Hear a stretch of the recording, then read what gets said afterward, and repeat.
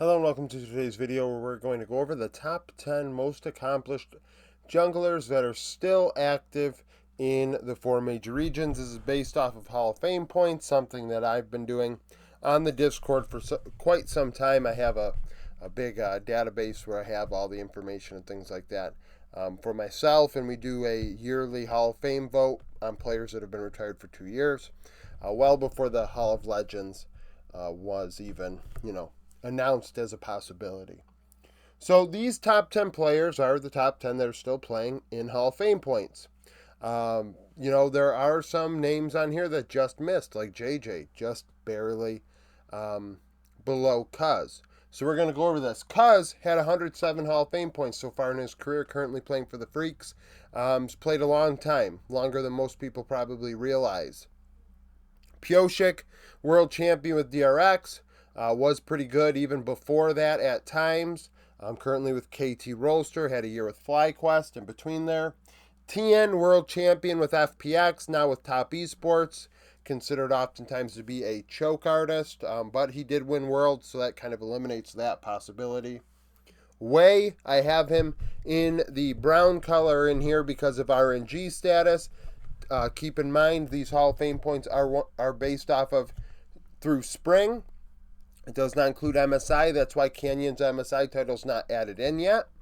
And I will talk about that when I get there. But Wei won international events, but hasn't really got over the hump at Worlds. Doesn't have many split championships. So we'll see what happens now that he's on BLG. That should help that department, being a substitute on BLG, but at the same time, the other stats that go along with it, he won't be racking up, so his Hall of Fame points will slow down. Kanavi, one of the best in the world, currently on JDG.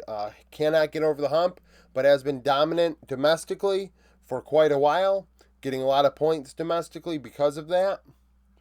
Blabber, yearly representative for the most part at Worlds for Cloud9 since he was a rookie. I think only maybe 2020 is the year that he did not go to Worlds. So just that in and of itself is going to get you a lot of points because you keep going to international events and you keep getting an opportunity at those points. And to be quite honest, people watch him play a lot, right? Because he's at these international events. Owner, world champion, world's runner-up. A very young player, definitely the youngest player on this board, and it's not even really that close. He may, by the end of it, be considered the greatest jungler of all time when it comes to Hall of Fame points for me. If T1 can continue to be an elite team, constantly going to Worlds and making things happen. But we have multiple T1 junglers on this board, so they don't always stay, right? T1 does make roster changes. Players do seek better offers. And something to keep in mind here now that we're about to get into the top three.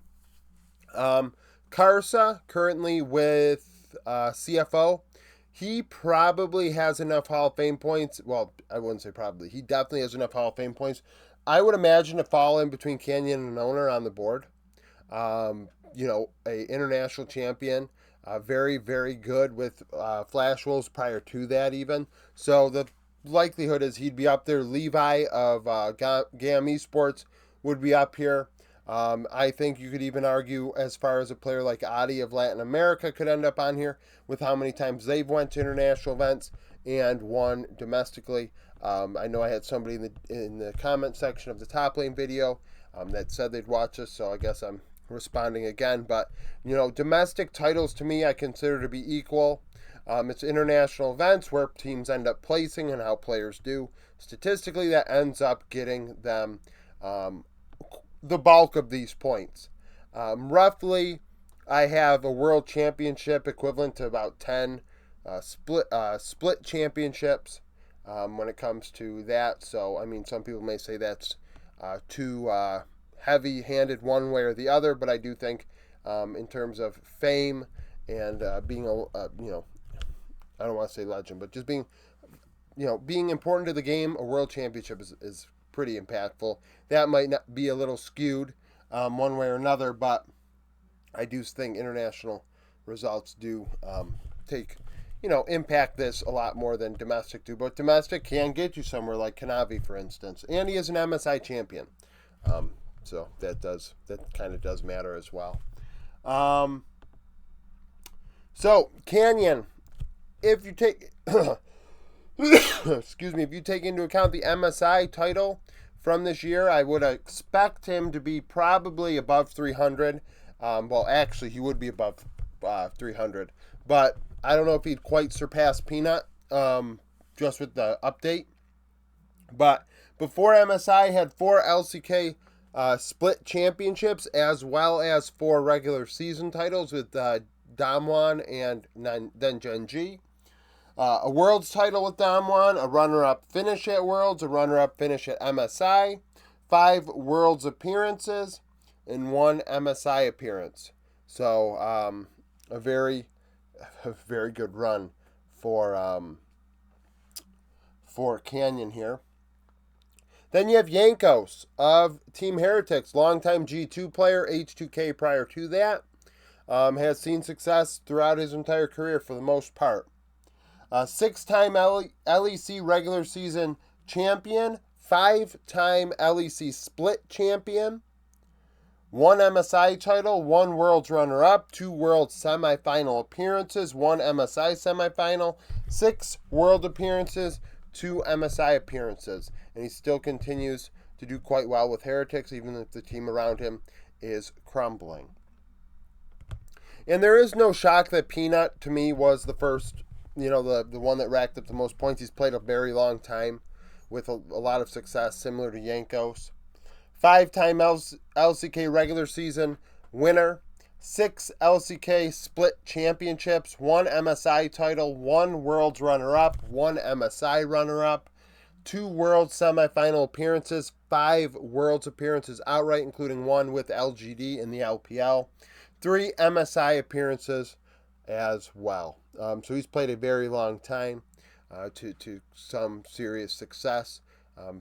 Does not have that world championship, which a lot of people will say holds him back from being in the GOAT conversation. This is not a matter of who is the best of all time. This is the most accomplished, which is another reason why I consider the domestic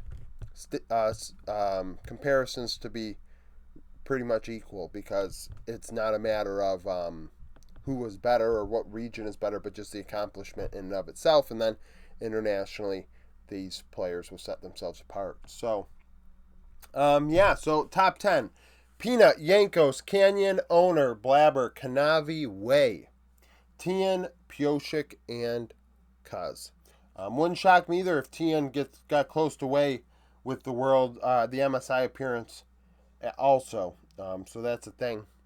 Thank you for watching. If you like the video, like it. Subscribe to the channel for daily League of Legends content. Follow me on Twitter, join the Discord, become a YouTube supporter, and hope to see you again tomorrow.